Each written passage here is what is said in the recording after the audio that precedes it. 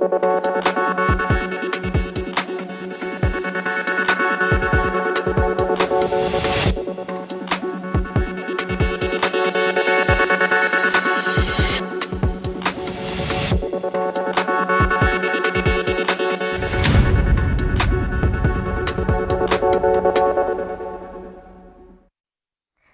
जन उत्तराखंड में आप सभी का स्वागत है। मैं हूं आपके साथ स्फूर्ति सिंह। खबरों की शुरुआत करेंगे, लेकिन उससे पहले एक नजर हेडलाइंस पर। शहीद आजम भगत सिंह की जयंती आज। पीएम मोदी, गृह मंत्री अमित शाह ने दी श्रद्धांजलि। उत्तराखंड के पौड़ी में लगाया रक्तदान शिविर।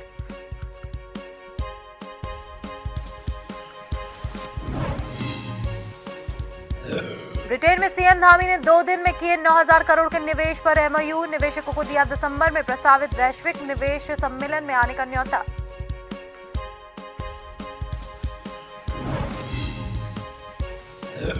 पिथौरागढ़ के जोलिंगकोंग और आदि कैलाश व्यू पॉइंट में तैयारियां तेज। 11 अक्टूबर को आएंगे पीएम मोदी। शिव मंदिर में करेंगे पूजा। 19,000 फीट की ऊंचाई पर सेना बनाएगी सड़क। प्रदेश में डेंगू लगातार बरपा रहा कहर। नहीं थम रहे मामले। मरीजों की संख्या 800 के पार। सैकड़ों मरीज हुए ठीक। स्वास्थ्य विभाग और नगर निगम लगातार चला रहा अभियान।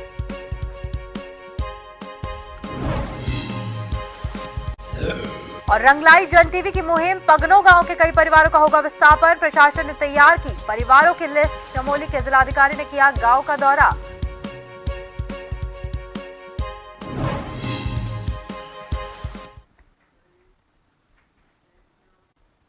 और अब खबरें विस्तार से।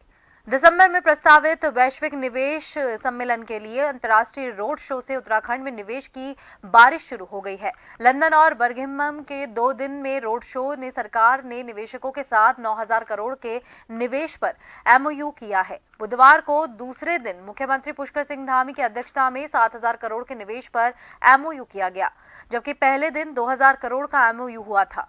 औद्योगिक सामूहिकायन जेट के साथ 2 अलग अलग एमओयू में 4500 करोड़ और ऊषा बैकरो के साथ 1,000 करोड़, बर्मिंघम में अलग अलग कंपनियों के साथ 1,500 करोड़ के एमओयू शामिल है।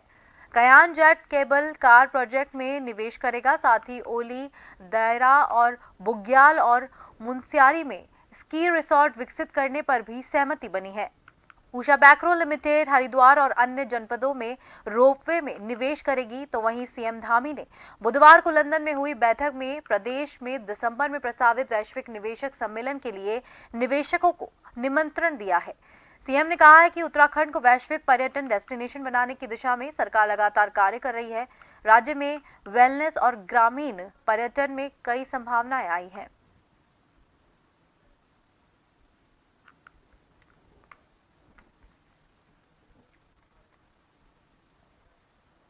उत्तराखंड के अंदर किस प्रकार से वो अपनी इंडस्ट्री को चला रहे हैं और किस प्रकार वहाँ की सरकार और वहाँ का जो एक तरह से वातावरण है, चाहे वो कानून व्यवस्था हो या लेबर और प्रबंधन वर्ग के बीच का सामंजस्य हो, सभी में और सबके बारे में बहुत विस्तार से अभी हमारे रोहित मीणा जी ने और इंडस्ट्री सेक्रेटरी ने, मीनाक्षी सुंदरम जी ने हमारी बहुत विस्तार से सारी बातें यहाँ पर बताई हैं।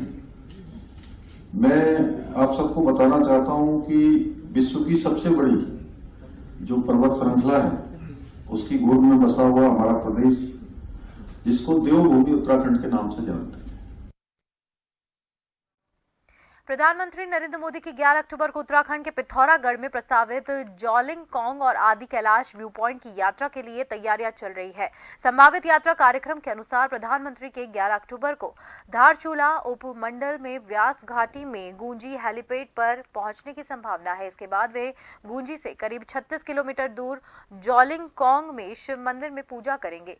लगभग 19,505 फीट की ऊंचाई पर बने शिव मंदिर से आदि कैलाश व्यू पॉइंट तक सेना को 2 किलोमीटर की सड़क बनाएगी, जहां पर पीएम नरेंद्र मोदी के प्रस्तावित दौरे को लेकर जिला प्रशासन ने भी अपनी तैयारियां शुरू कर दी है और सभी संबंधित विभागों को समय से अपना काम पूरा करने के निर्देश दिए हैं। अपना सौंपा गया काम पूरा करने के निर्देश दिए गए हैं। धारचूला के एसडीएम दिवेश शासनी ने कहा है कि वे तैयारियों का जायजा लेने के लिए शुक्रवार को जॉलिंगकोंग जाएंगे। उत्तराखंड बीजेपी अध्यक्ष महेंद्र भट्ट पिथौरागढ़ पहुंचे और चौदस घाटी का सोसा गांव में नारायण आश्रम में व्यवस्थाओं का जायजा लेने गए, जहां प्रधानमंत्री के रात में रुकने की उम्मीद है।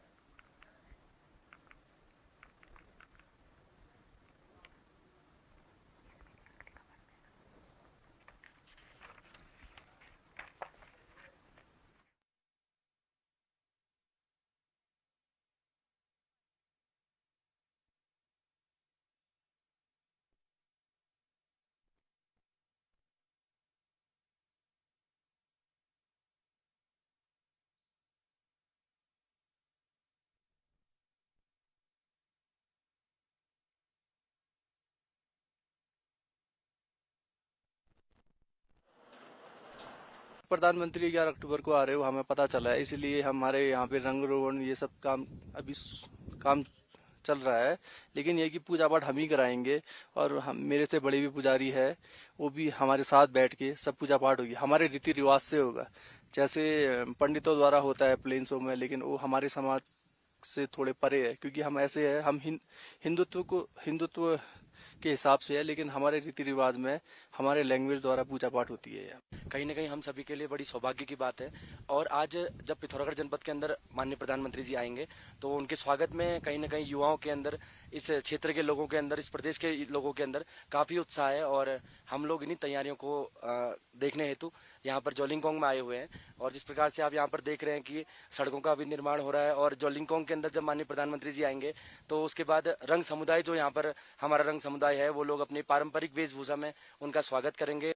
देखिए, इस देश के प्रधानमंत्री जी अगर हमारे क्षेत्र में आएंगे, कहीं ना कहीं टूरिज्म को लेकर, और जो हमारी धार्मिक आस्थाएं इस धारचूला ब्लॉक के साथ, और इस जॉलिंगकोंग क्षेत्र है, आदि कैलाश है, पार्वती कुंड है, इन क्षेत्रों के साथ जो भी एक हमारी धार्मिक आस्थाएं जुड़ी हुई हैं, कहीं ना कहीं माननीय प्रधानमंत्री जी के आने से पूरे देश के लोग इस कार्यक्रम को देखेंगे। उनके सौभाग्य की बात है कि यहाँ आदिशक्ति जगदम्बा का आशीर्वाद मिलेगा, माता का ना आशीर्वाद मिलेगा, और हमको भी मोदी जी का आशीर्वाद मिलेगा। यहाँ के जगह की प्रोग्रेस होगा। जहाँ तक तैयारियों का विषय है, तैयारी क्योंकि प्रधानमंत्री जी की सुरक्षा से लेकर और अन्य जो भी व्यवस्थाएं, उन सारी व्यवस्थाओं की तैयारी प्रशासन को करनी है, और प्रशासन भी युद्ध स्तर पर तैयारियों में जुटा है, क्योंकि माननीय मुख्यमंत्री जी का निर्देश है कि सभी लोग प्रधानमंत्री जी के इस कार्यक्रम को, हमको एक भव्य कार्यक्रम जनपद पिथौरागढ़ में बनाना है। प्रदेश के कई जिलों के साथ साथ राजधानी देहरादून में डेंगू के मामले थमने का नाम नहीं ले रहे हैं। देहरादून में डेंगू मरीजों की संख्या 800 के पार पहुंच गई है। हालांकि सड़कों पर मरीजों की ठीक होने की भी खबर सामने आ रही है। वहीं डेंगू की रोकथाम के लिए स्वास्थ्य विभाग और नगर निगम लगातार अभियान भी चला रहा है, लेकिन जिस तरह से अस्पतालों में मरीजों की संख्या हो रही है, उससे कहीं ना कहीं स्वास्थ्य विभाग की चिंताएं भी बढ़ने लगी है। ऐसे में अपील करते हुए मुख्य चिकित्सा अधिकारी संजय जैन ने कहा कि जिन मरीजों में थोड़े भी डेंगू के लक्षण दिखाई दे रहे हैं, वे तत्काल अस्पताल में जाकर डॉक्टर का परामर्श जरूर लें। काफी बड़ी संख्या में वायरल फीवर के मरीज भी हमारे सामने आ रहे हैं, अस्पतालों में आ रहे हैं। उनके सिम्टम और डेंगू के सिम्टम करीब करीब बराबर हैं, लेकिन देखने में ये आ रहा है कि जिनको डेंगू निगेटिव आ रहा है, उन लोगों की भी प्लेटलेट्स कम हो जा रही हैं। तो लोगों में एक पैनिक हो रहा है, तो उन सभी मरीजों को डेंगू करके प्रेजेंट किया जा रहा है। ऐसा नहीं है, डेंगू तो हम उसी को पॉजिटिव मानते हैं जो एलाइजा टेस्ट में पॉजिटिव आ जाता है। तो काफ़ी बड़ी संख्या में डेंगू निगेटिव मरीजों में भी प्लेटलेट्स हो रही हैं। तो मेरी पहले भी मैंने अपील की थी कि जिनकी 20,000 से कम प्लेटलेट्स हैं और जिनमें कुछ गंभीर सिम्टम आ रहे हैं, तो एक डॉक्टर की सलाह लेके ही तभी अस्पताल में लोग भर्ती हों, अन्यथा तो दवाई लेके अपने घर पर रह के भी वो स्वस्थ हो सकते हैं।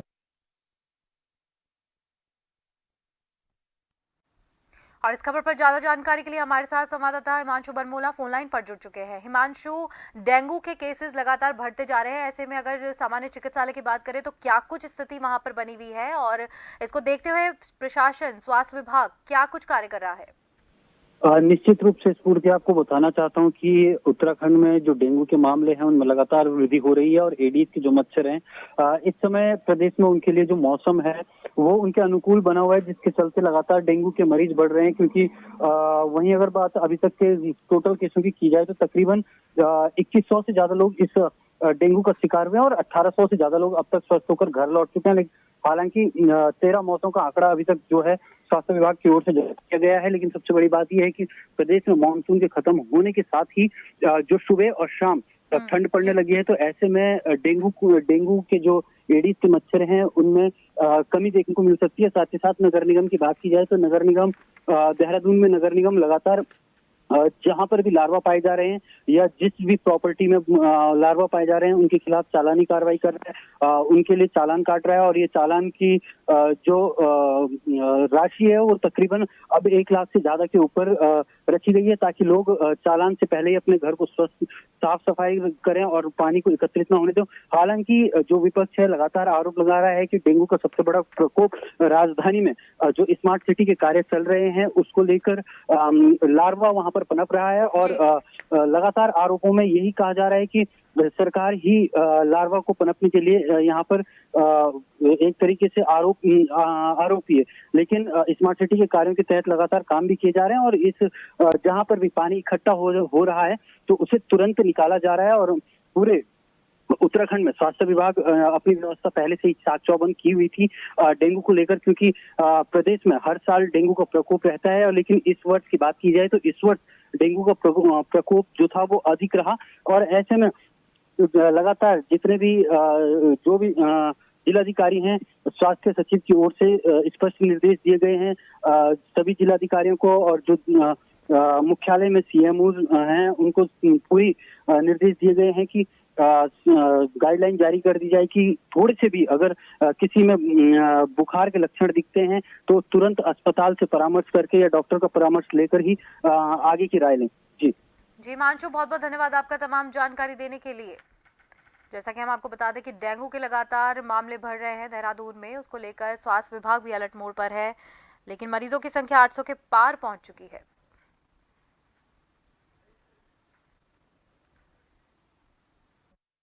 ब्रेक के बाद एक बार फिर से आप सभी का स्वागत है। बीजेपी की ओर से आगामी 2024 के चुनाव को लेकर रणनीति बनाई गई है। इस मौके पर मुख्य अतिथि जिला महामंत्री सुरेंद्र राणा का मसूरी के मंडल अध्यक्ष राकेश रावत और पूर्व मंडल अध्यक्ष मोहन पेटवाल द्वारा शॉल देकर सम्मानित किया गया।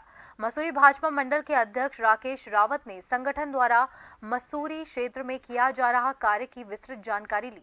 उन्होंने बताया कि प्रधानमंत्री नरेंद्र मोदी के जन्मदिन के उपलक्ष्य पर आयोजित सेवा पखवाड़े के तहत रक्तदान शिविर, स्वच्छता अभियान, वृक्षारोपण जैसे कार्यक्रम आयोजित किए गए और 1 अक्टूबर को बड़े स्तर पर मसूरी के विशाल स्वच्छता अभियान चलाया जाएगा, जिसको लेकर मसूरी को 3 जोन में बांटा गया है, जिसमें भारतीय जनता पार्टी का प्रत्येक कार्यकर्ता प्रतिभाग करेगा।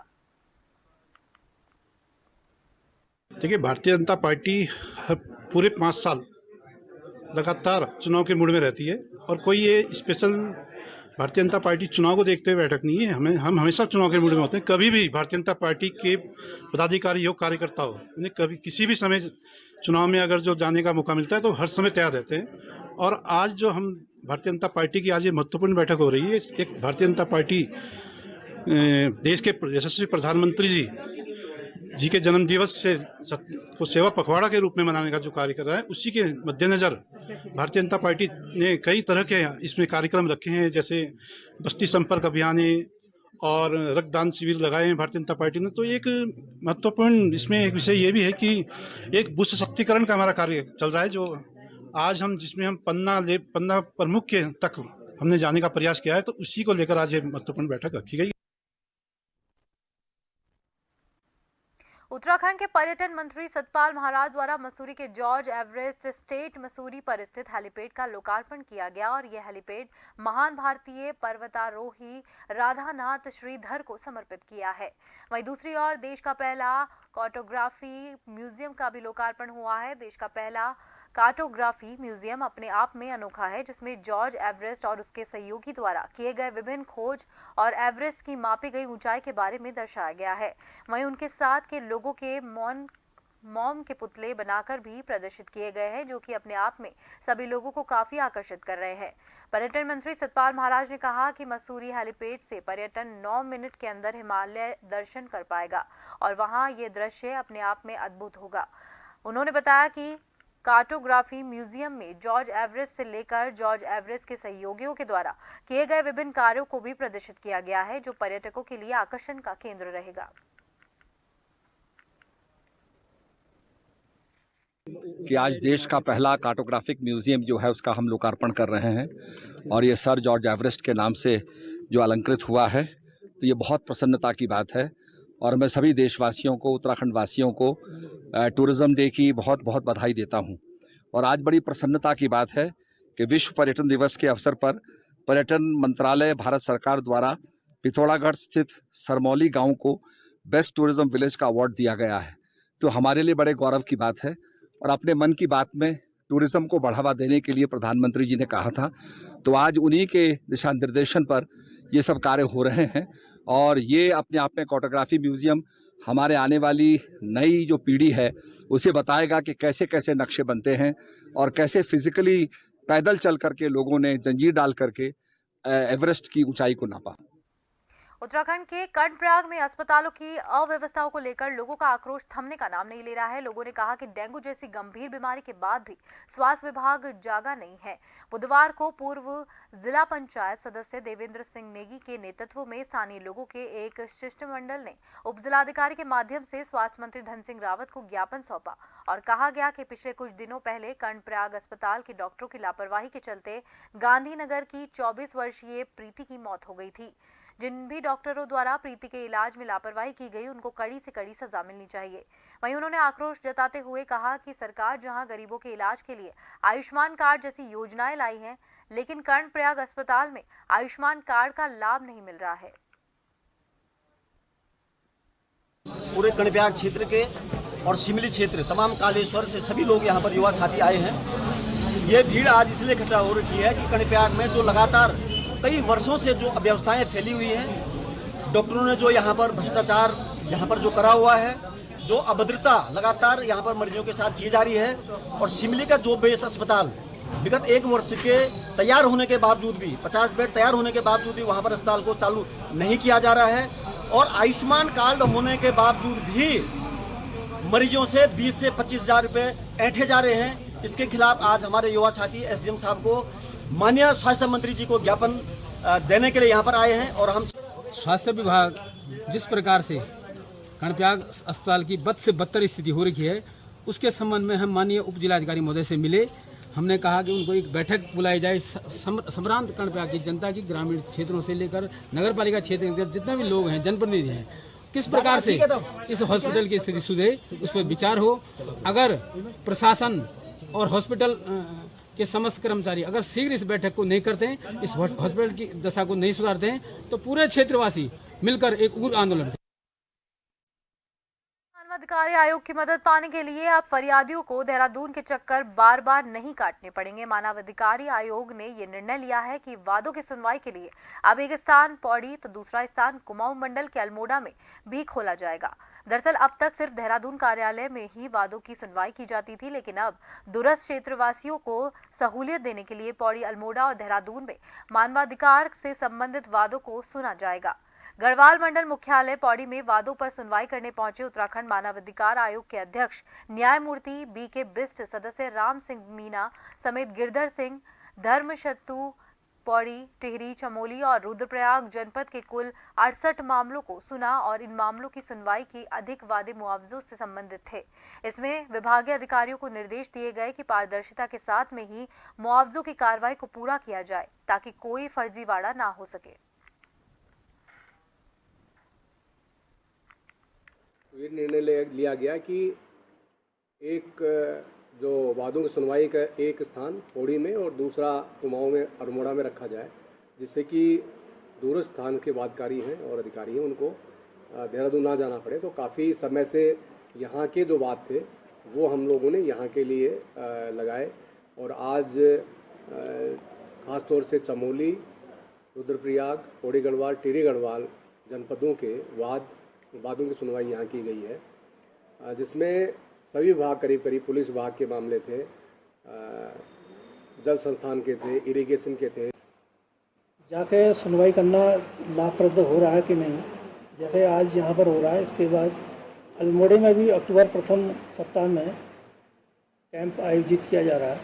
तो देखते हैं, अगर इसका अच्छा रिजल्ट निकलता है तो भविष्य में दूरस्थ स्थानों पर स्वयं जाकर इसकी सुनवाई की जाएगी। मानव अधिकार आयोग में सबसे अच्छी बात मुझे ये लगी कि जैसे किसी भी व्यक्ति को कोई परेशानी, उसके अधिकारों का हनन या वो व्यथित होता है तो उसके कई फोरम हैं, जैसे न्यायालय में भी हो जा सकता है, किंतु न्यायालय में लंबी प्रक्रिया है, इसके लिए न्याय शुल्क उसको देना पड़ता है। इसी के साथ जन उत्तराखंड में फिलहाल के लिए इतना ही। मुझे दीजिए इजाजत। नमस्कार।